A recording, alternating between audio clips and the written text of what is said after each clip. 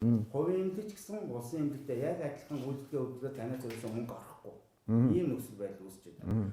Зүгээр гарахаар болсон ч тэр нь бас хуулийн заалттай тодорхой хэмжээнд маш бага гэсэн. Бас эмнэлгүүдэд ийм их болсон байна.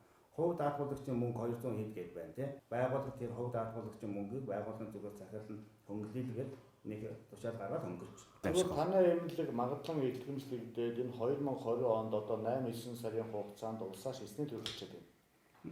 Манайх яг ихснээс сард нэг 85-аас буухгүй байгаа. 20 сая төгрөг авдаг гэсэн ба шүү дээ. Хуучин бол. Тэгэхэд одоо манай эмнэлгийн усаас авч байгаа мөнгө 60 сая нэмэгдсэн байна гэсэн үг. Сарынхан шүү дээ. Үйлчлүүлэгч бол хувийн эмнэлэг сонгосон, улсын эмнэлэг сонгосон, ялгаа байхгүй энэ эрүүл мэндийн даатгалын сангаас мөнгө бол авах юм байна. Тийх юм. Эмнэлгийг авчих юм байна. Тэгэхээр аль эмнэлгийг сонгосон үнэгүй одоо үйлчлүүлэх боломжтой, эсвэл тодорхой хувийн хөнгөлөлтөд үйлчлүүлэх боломжтой байгаа тийм. Тэг хөнгөлөлт чинь хэдээс хэдэн хувийн хооронд байгаа даа тийм.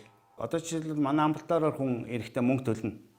Яагаад гэвэл одоо энэ хууль гарснаас хойш сонгон шалгалт явагдааг байгаа. Тэгэхээр манайх амбулаторынхаа үйлчлэгийг даатгалтай холбож чадаагүй нэ гэсэн үг.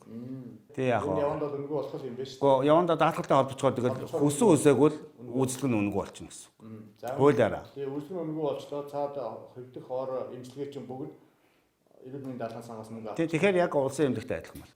Одоо адилхан болоход нэг л алхам байгаа юм байна тийм үү? Даатгалтай холбогдох. Тэгээ бүх үйлчлэгээ даатгалтай холбоо.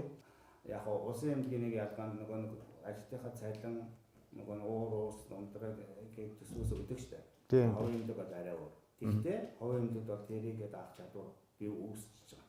Тийм байна.